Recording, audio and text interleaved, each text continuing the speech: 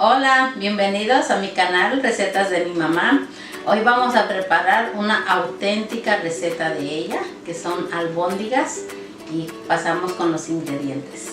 Para nuestras albóndigas vamos a necesitar 1 libra de carne de puerco molida y media taza de arroz, unas rodajas de cebolla, 2 jitomates y un huevo, sal y pimienta y unas hojitas de hierbabuena así fresquecita.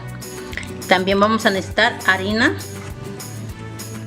En 2 tazas de agua vamos a poner el arroz a precocer, solamente no lo vamos a dejar bien cocido, vamos a poner a fuego alto. En esta otra olla tenemos 6 tazas de agua y las vamos a poner a fuego alto hasta que hierve. Bueno, vamos a picar los jitomates mientras de que hierve el agua para las albóndigas y el arroz se cocina también. Sin perder el tiempo, vamos a picar los jitomates así en pequeños cuadritos. Vamos a picar la hierbabuena. Si la pueden conseguir así fresquecita, pues mucho mejor, ¿verdad? Yo voy a necesitar 3 hojitas. Ahí tenemos las 3, están de muy buen tamaño. Esta les da un sabor exquisito a las albóndigas. Me gusta mucho y hay que tratar de picarlas lo más finitamente posible. Voy a picar un poquito de cebolla. Esto es extra, aparte de las otras rodajas que les mostré. Esto va a ir revuelto en la carne y también que quede muy exquisita. Y no olvidemos que de vez en cuando necesitamos mover nuestro arroz porque si no se nos pega. Y checarlo ya cuando lo podemos cortar sin ningún problema. Esto quiere decir que ya está, no está bien cocido, pero ya está justo en el punto que lo necesitamos.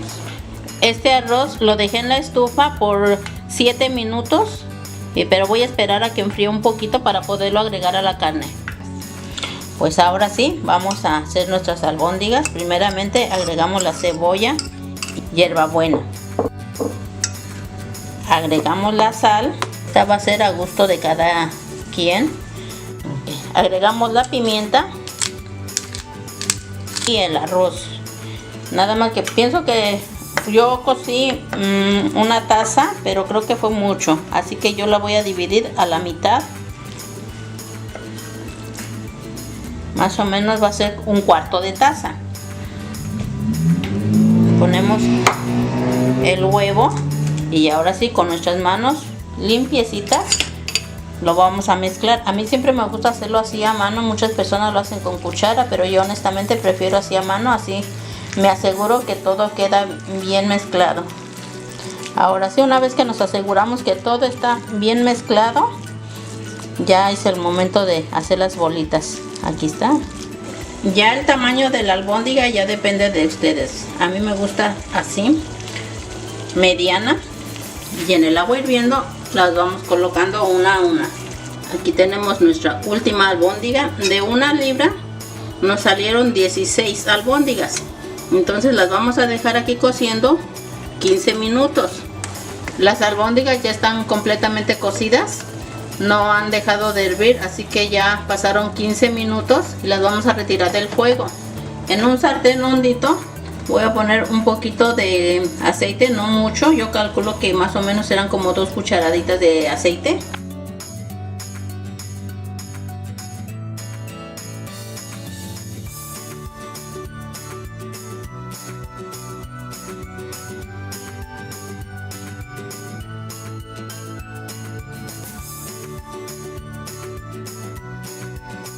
Lo voy a pasar por el colador para asegurarme que no se van a ir las grumitos, las bolitas de harina, porque miren, aquí están.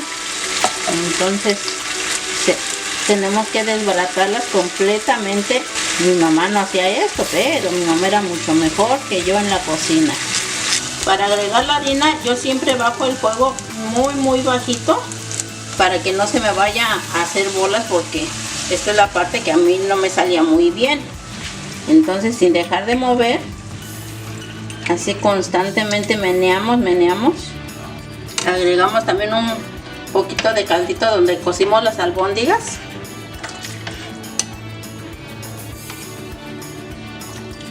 El jitomate de preferencia que esté muy maduro, así no nos da trabajo para desbaratarlo a cuando lo estamos cocinando. Voy a agregar más caldo. Y sal, porque acordémonos de que no le pusimos sal cuando en el agua donde se cocinaron las albóndigas, entonces necesitamos ponerle sal.